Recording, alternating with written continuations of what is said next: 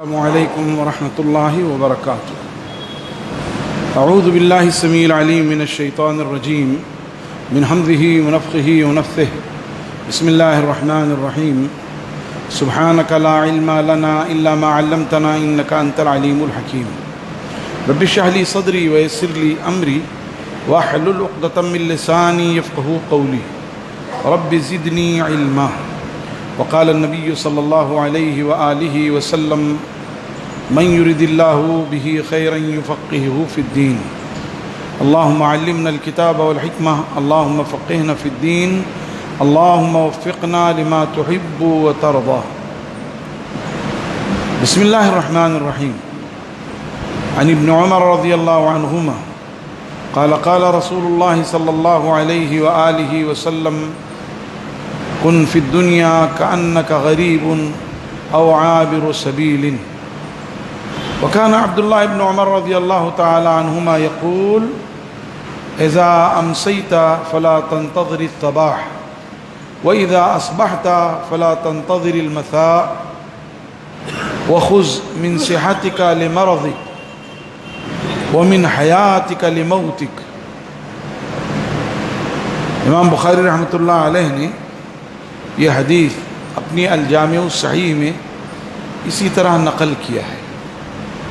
حدیث کے راوی سیدنا عبداللہ ابن عمر رضی اللہ تعالیٰ عنہ ہیں، جو حدیث شریف کے بڑے راویوں میں سے دوسرے نمبر کے راوی ہیں اور نہایت ہی عابد و زاہد صحابی تھے۔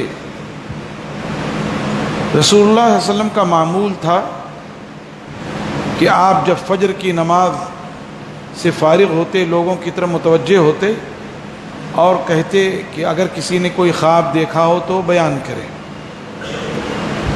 اگر کسی نے کوئی خواب دیکھا ہوتا وہ بیان کرتا، رسول اللہ صلی اللہ علیہ وسلم اس کی تعبیر بتاتے۔ کبھی ایسا ہوتا کسی نے کوئی خواب نہیں دیکھا ہے لیکن رسول اللہ صلی اللہ علیہ وسلم نے خواب دیکھا ہے تو آپ اپنا خواب بیان کرتے۔ صحابہ کرام پوچھتے اللہ کے رسول صلی اللہ علیہ وسلم اس کی کیا تعویل ہے، کیا تعبیر ہے، تو آپ بتاتے۔ عبداللہ ابن عمر رضی اللہ عنہ کہتے ہیں کہ میری بھی خواہش ہوتی تھی کہ میں بھی کوئی خواب دیکھوں اور آپ سے بیان کروں۔ چنانچہ ایک دن انہوں نے خواب دیکھا کہ میں سویا ہوا ہوں اور اتنے میں دو فرشتے آئے اور مجھے کندھوں سے پکڑ کر کے ایسے کنویں کے پاس لے گئے جس کی مڈیر تھی، چاروں طرف سے وہ گھرا ہوا ہے، کنویں کے پاس لے گئے اور ان پر ایک ڈر کی کیفیت اور خوف کی کیفیت طاری ہو گئی۔ اتنے میں ایک فرشتہ آیا اور اس نے کہا لم ترع، گھبراؤ نہیں۔ تو اب انہوں نے جو یہ خواب دیکھا تھا انہوں نے اپنی بہن ام المومنین حفصہ رضی اللہ تعالی عنہا سے بیان کیا۔ حفصہ رضی اللہ تعالی عنہا نے یہ خواب رسول اللہ صلی اللہ علیہ وسلم سے بیان کیا تو آپ نے فرمایا نعم الرجل عبداللہ لو کان یقوم من اللیل۔ عبداللہ کتنے بڑے بھلے مانوس آدمی ہیں، کاش کہ وہ رات میں قیام کرتے۔ راوی کا بیان ہے، وہ کہتے ہیں پھر اس کے بعد عبداللہ ابن عمر راتوں کو بہت کم سویا کرتے تھے، قیام اللیل کرتے تھے۔ تو وہاں جو بات بتائی گئی وہ یہ کہ دو فرشتے لے کر چلے اور وہ جو مڈیر ہے جو گھری ہوئی ہے وہ جہنم ہے اس کے قریب لے گئے اور ایک طرح سے انہیں خوف دلایا، اور تیسرے فرشتے نے آ کر کے انہیں تسلی دی کہ گھبراؤ نہیں، کچھ ہونے والا نہیں ہے۔ یہاں جو چیز بتانی تھی وہ یہ کہ اس طرح سے رسول اللہ صلی اللہ علیہ وسلم نے انہیں تہجد کی طرف رغبت دلائی، اور تہجد کی وجہ سے آدمی اس کے اگر فرائض میں کوئی کوتاہی رہ جائے، کوئی کمی رہ جائے تو تہجد کی وجہ سے، قیام اللیل کی وجہ سے وہ کمی دور ہو جاتی ہے۔ چنانچہ عبداللہ ابن عمر رضی اللہ عنہما کی یہ روایت اور ایک بڑا ضابطہ ہے دنیا سے دل لگانے کے سلسلے میں، دنیا میں مشغول رہنے کے سلسلے میں۔ چنانچہ عبداللہ بن مسعود رضی اللہ عنہ کہتے ہیں کہ رسول اللہ صلی اللہ علیہ وسلم نے فرمایا دنیا میں ایسے ہی رہو جیسے تم کوئی پردیسی ہو کہ کہیں جا کر کے کچھ دنوں قیام کرتا ہے، یا رہ گزر سے گزر رہے ہو، کسی شجر سایہ دار کے سائے تلے کچھ دیر سستانے کے لیے بیٹھ گئے ہو۔ دنیا سے اسی قدر ظاہر ہے، اگر کوئی پردیسی ہوتا ہے کہیں 8 دن کے لیے رہنا چاہتا ہے تو اس کے لیے انتظام کر کے رہتا ہے۔ ایسا نہیں ہوتا ہے جیسے یمن والے جب حج کرنے آتے تھے تو زیادہ راہ وغیرہ لے کر نہیں چلتے تھے، کہتے تھے کہ نحن من المتوکلین، ہم تو توکل کرنے والے لوگ ہیں، اللہ کے مہمان ہیں، ہمیں کسی زیادہ راہ اور توشے کی کیا ضرورت ہے۔ اور پھر جب مکہ مکرمہ پہنچ جاتے تو لوگوں سے مانگ کر کے ان کو پریشان کرتے۔ اسی لیے حکم ہوا وَتَزَوَّدُوا فَإِنَّ خَيْرَ الزَّادِ التَّقْوَى، توشہ اختیار کرو، سب سے بہترین توشہ تقوی کا توشہ ہے کہ کسی کے سامنے ہاتھ پھیلاؤ، یہ بھی تقوی کے منافی ہے۔ کسی سے لالچ اور امید رکھو، یہ بھی تقوی کے منافی ہے، توکل کے منافی ہے۔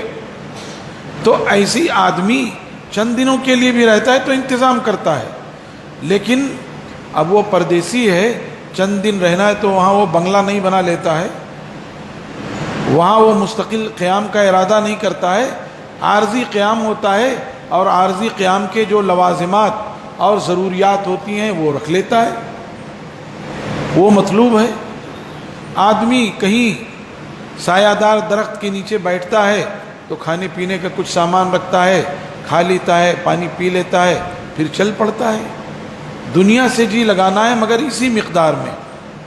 اسی چیز کو قرآن پاک نے کیا کہا؟ بل تؤثرون الحیات الدنیا والآخرۃ خیر وابقیٰ۔ سچی بات یہ ہے کہ تم دنیاوی زندگی کو ترجیح دیتے ہو، اس کے ناز و نعم کو، اس کی سہولیات کو، اس کے تقاضوں کو، اس کے ساز و سامان کو، اس کی زینت کو تم ترجیح دیتے ہو، جبکہ والآخرۃ خیر وابقیٰ، آخرت ہی زیادہ بہتر اور زیادہ پائیدار ہے۔ آخرت دار القرار ہے اور دنیا دار الفنا ہے، اس لیے دنیا سے اسی مقدار میں تعلق ہونا چاہیے۔ ایسا بھی نہیں کہ دنیا کو چھوڑ دو، دوسروں پر بوجھ رہو، دوسروں کے خوراک پر، دوسروں کے کپڑے پر، دوسروں کے اور ضروریات پر محتاج رہو، یہ بھی غلط ہے۔ اور ایسا بھی نہ ہو کہ بس دن رات دنیا دانتوں سے پکڑ رکھا ہے، ہائے سو اور 100 پورا ہی نہیں ہو رہا ہے۔ اللہ کے رسول صلی اللہ علیہ وسلم نے فرمایا کہ ابن آدم کے لیے اگر سونے کی 1 وادی ہو تو دوسری تلاش کرے گا، 2 وادی ہو تو تیسری تلاش کرے گا، 3 ہو تو چوتھی تلاش کرے گا، اور یہی تلاش کرتے کرتے وَلَا يَمْلَأُ فَاهُ إِلَّا التُّرَابُ، اس کے منہ کو کوئی چیز نہیں بھر سکتی ہے سوائے مٹی کے۔ قبر میں چلا جائے گا تب کہانی ختم ہوگی۔ تو ایسا شخص جو ہے وہ شریعت کی نگاہ میں مذموم ہے کہ دنیا ہی کے پیچھے پڑا ہوا ہے۔ تعس عبد الدینار والدرہم، دینار اور درہم کا بندہ ہلاک ہو گیا کہ بس دنیا ہی کے پیچھے لگا ہوا ہے۔ نہیں، دنیا سے بقدر ضرورت۔ اور اسی لیے عبداللہ ابن عمر رضی اللہ عنہ یہ بات کہا کرتے تھے۔ اگلی جو بات ہے وہ عبداللہ ابن عمر کی ہے، وہ کہتے تھے اذا امسیت فلا تنتظر الصباح، جب تم صبح شام کر لو تو صبح کا انتظار نہ کرو، صبح کر لو تو شام کا انتظار نہ کرو۔ جب یہ کیفیت ہو جائے تو ہم یہ سمجھیں گے یہ رمضان جو گزرا ہے یہ ہماری زندگی کا آخری رمضان ہے۔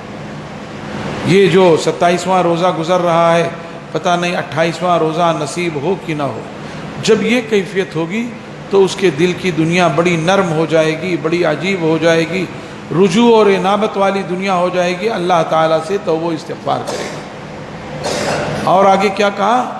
خذ لصحتک، خذ من صحتک لمرضک، اپنی صحت سے اپنی بیماری کا حصہ وصول کر لو۔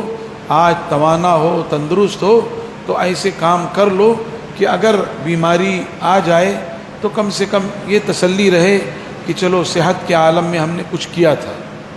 دوسری بات یہ ہے کہ آدمی صحت کے عالم میں شریعت کا پابند تھا، نوافل اور سنن کا پابند تھا، تہجد کا پابند تھا، اب بیمار ہو گیا، بیماری کی وجہ سے نہیں کر پا رہا ہے، جبکہ اس کے دل میں یہ جذبہ ہے کاش میں صحت مند ہوتا تو وہی نوافل کا اہتمام کرتا، تہجد کا اہتمام کرتا۔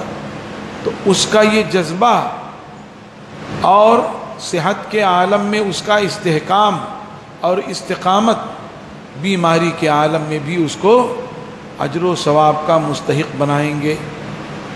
جو صحت کے عالم میں محنت کیا تھا، بیمار ہو گیا، تمنا کرتا ہے کاش کہ میں صحت مند ہوتا تو وہ کرتا، تو صحت کے عالم میں جو اس نے نیک کام کیے تھے اس کا اجر و ثواب اس کو اس کی بیماری میں بھی ملے گا۔ اور آگے فرمایا وَخُذْ مِنْ حَيَاتِكَ لِمَوْتِكَ، اپنی زندگی میں اتنا حصہ وصول کر لو جو موت کے بعد کام آئے۔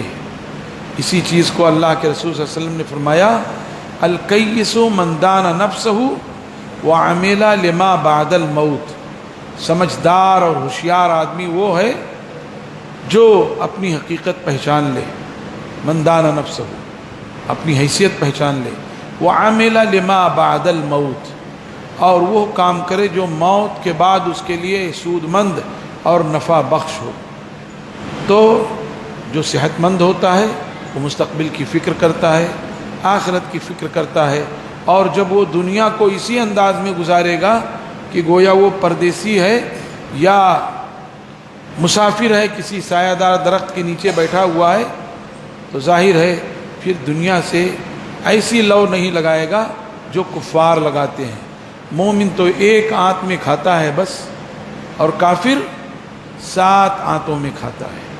اللہ کے رسول صلی اللہ علیہ وسلم نے دنیاوی زندگی کی مثال دی، وَاضْرِبْ لَهُمْ مَثَلَ الْحَيَاةِ الدُّنْيَا كَمَاءٍ أَنزَلْنَاهُ مِنَ السَّمَاءِ فَاخْتَلَطَ بِهِ نَبَاتُ الْأَرْضِ فَأَصْبَحَ هَشِيمًا تَذَرُوهُ الرِّيَاحُ وَكَانَ اللَّهُ عَلَى كُلِّ شَيْءٍ مُقْتَدِرًا۔